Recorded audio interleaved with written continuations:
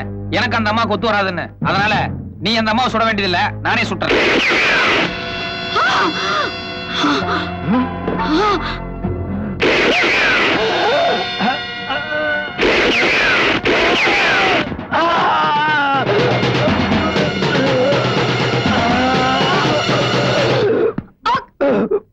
அம்மா லலிதா அம்மா, I am so sorry. அவன் பேச்சு கேட்டா துப்பாக்கி கீழே போட்டிருந்தேன்னு வைங்க, அவன் நம்ம 3 பேர்த்தையுமே கொண்டு இருப்பான். உங்களை சுடுறது மூலமா அவன் கவனத்தை திசை திருப்பலான்னு எனக்கு ஒரு ஐடியா தோணுச்சு. அதனாலதான் ரிஸ்க் எடுத்து தைரியமா ஷூட் பண்ணேன். பட் ஒர்க் அவுட் ஆயிடுச்சு.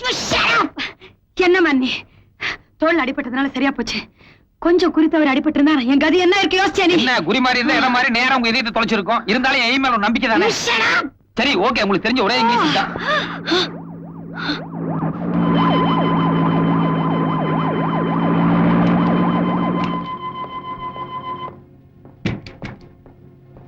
பாத்தீங்களா, உங்க டிபார்ட்மெண்ட் உங்களை காப்பாத்துறதுக்கு இப்பதான் வந்து.